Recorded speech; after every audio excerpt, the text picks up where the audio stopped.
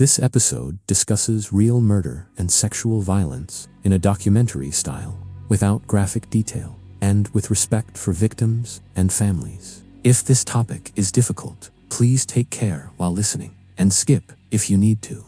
Some true crime stories feel like a storm. This one feels like a pattern that kept repeating because people kept choosing the easiest explanation. Between 2014 and 2015, 4 young men were killed in East London. Their names were Anthony Walgate, Gabriel Cavari, Daniel Whitworth, and Jack Taylor. Stephen Port was convicted of their murders in 2016, and he received a whole life order, meaning he will die in prison. This case is often summarized with a catchy label, but labels can hide the real lesson.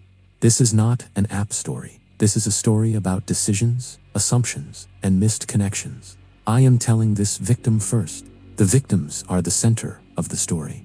The killer is only the reason the story has to be told. The setting matters because it is ordinary.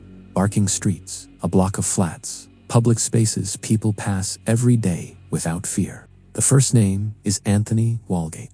Anthony was 23. He moved to London to study fashion and build a life in the city. In June 2014, Anthony arranged to meet Stephen Port.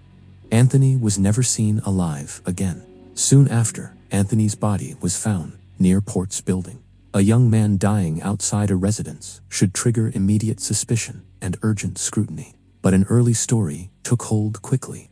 The story was that this was a drugs overdose and not a suspicious death. When an early story becomes the official tone, everything downstream changes. Resources shift, pressure drops. The urgency that saves lives becomes optional. Port gave accounts about that night. Later, he was convicted of perverting the course of justice connected to Anthony's death. For a moment, pause on the danger of neat conclusions. A neat conclusion does not have to be true to be powerful. It only has to feel easy. The second name is Gabriel Cavari. Gabriel was 22, Slovakian, living and working in London. In August 2014, Gabriel met Port. Soon after, Gabriel was dead. His body was found outdoors, in public view. Once again, the early framing leaned toward overdose. Once again, the case was treated as a single tragic event rather than a possible pattern. The third name is Daniel Whitworth. Daniel was 23. He worked as a chef and was described by loved ones as kind and hardworking. In September 2014, Daniel met Port. Daniel disappeared, and not long after, Daniel's body was found in the same broad area as earlier victims. Again, the overdose narrative returned. Again, the similarities were not escalated as a connected series with one obvious gravity point. Daniel's death brought a further cruelty. A false narrative appeared that implied Daniel had taken his own life. Loved ones did not recognize Daniel in that story. They recognized fear in it. They recognized the shape of a cover. Families raised concerns. They questioned the repeated overdose conclusion. They asked why these deaths looked similar, yet the investigations felt separate. This is where we name the real stress fracture. A serial offender does not always succeed through brilliance. Sometimes they succeed through room that is repeatedly given. Room is created by workload. Room is created by silos. Room is created by assumptions about victims and about what kinds of deaths are expected. It is common to hear that this case was hidden, but the truth is harsher. The pattern was in public view, and the urgency arrived too late. A repeated location is not a coincidence. A repeated circumstance is not a coincidence. For similar deaths are not a coincidence. The fourth name is Jack Taylor. Jack was 25. He lived with family and had a normal routine and a normal life until he did not. In September 2015, Jack met Port in Barking. Jack never came home. Jack's body was found near where previous victims had been found. Again, the initial direction leaned toward overdose rather than immediate homicide. But Jack's family did not accept the easy story. They pushed and they kept pushing, and that persistence changed the course of the case. When families push, it is not because they want a headline. It is because they live with the details, and the details do not match the official comfort.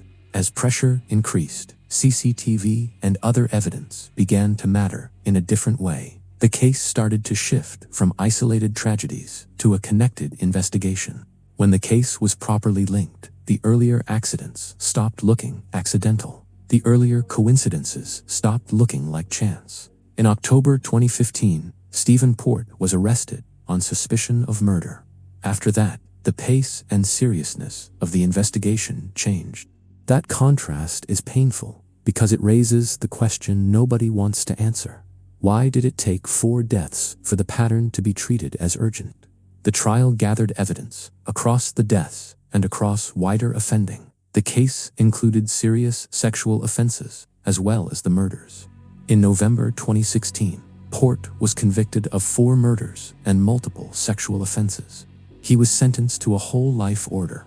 A conviction can feel like a closing door. For families, it often feels like a new corridor opening, filled with aftershocks and unanswered questions. After the conviction, attention turned to what happened before the arrest.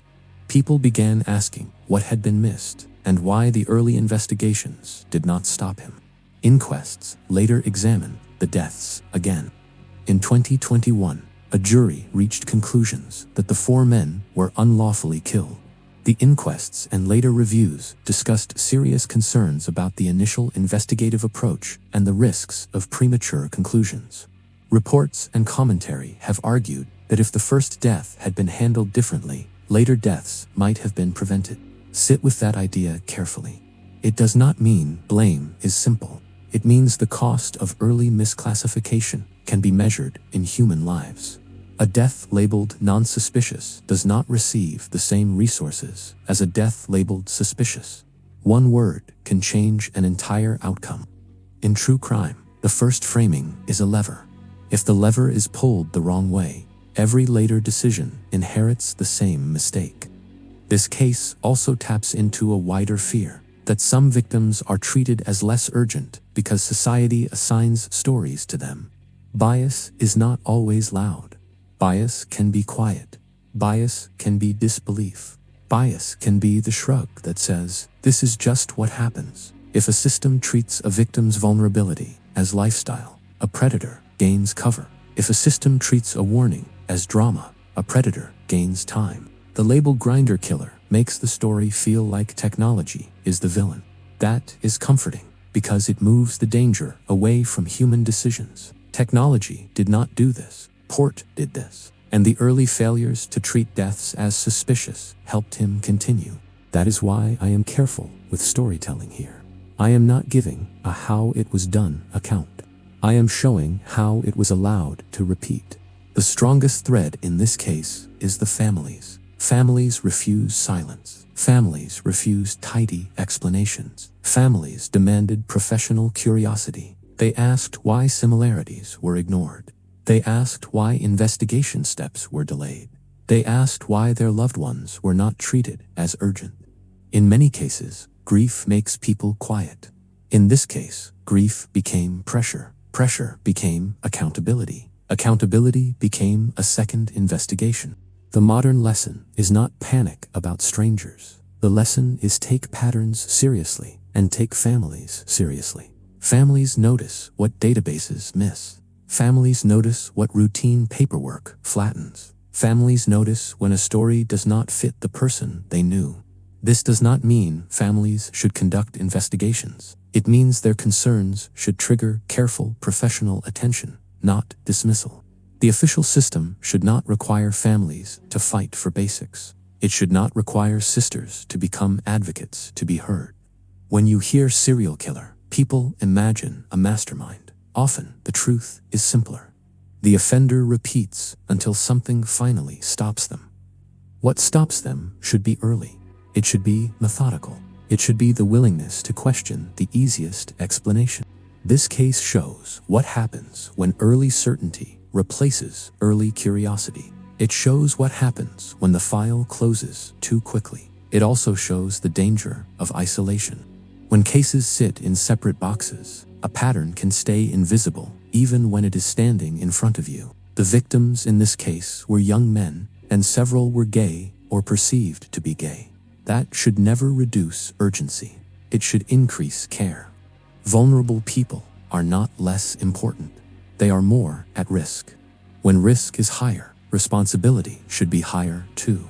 If you take one human lesson from this story, take this: feeling uneasy is not rude. Leaving early is not dramatic. Saying no needs no apology. If you take one institutional lesson from this story, take this: the first investigative steps matter. The first assumptions matter. The first labels matter. Treating a suspicious death as routine does not just affect that case, it affects the next case, and the next, and the next. True crime content can accidentally romanticize offenders. I refuse to do that here. The legend is not the point. The victims are the point. Anthony Walgate matters. Gabriel Kovari matters. Daniel Whitworth matters. Jack Taylor matters. Their names should be spoken with more care than the nickname the internet gave their killer. If you are listening and you have lost someone and you felt ignored by institutions, I am sorry. You deserved better than silence and paperwork. This case is a reminder that accountability often arrives late, but it still matters when it arrives. It still matters because it forces change. It matters because it tells the truth plainly instead of hiding behind convenience. It matters because it says, we see what happened. For viewers, the impulse is to ask, could this happen again? The answer depends on whether lessons become standards or fade into headlines. Standards require training, supervision, and a refusal to rush to comfort when uncertainty is warranted. Standards also require equal urgency for all victims, regardless of identity, lifestyle assumptions, or social stigma. If a case looks like a pattern, treat it like a pattern. If families raise concerns, treat them like a signal, not a nuisance. This is not a story of inevitable tragedy. It is a story where earlier seriousness might have changed later outcomes. That is the most haunting part, not mystery, not spectacle, the avoidable shape of time. We end where we began, with ordinary places, a building, a street, a park-like space, places that should have remained ordinary. 4 men lost their lives, and their families were left to carry questions that never should have existed. The trial delivered a sentence. Later proceedings delivered scrutiny. The public conversation delivered a warning. The warning is not fear everything. The warning is, do not flatten people into stereotypes when they die. The warning is, do not let the easiest story become the final story when the facts still have sharp edges. This has been True Crime Thursday, told with victims at the center and sensationalism left outside the door. If you want another case handled the same way, comment your suggestion below and tell me what you want the focus to be. Thank you for listening with care. Thank you for holding space for victims instead of myths. Anthony Walgate, Gabriel Kovari, Daniel Whitworth, Jack Taylor. May their names be remembered more loudly than the man who harmed them.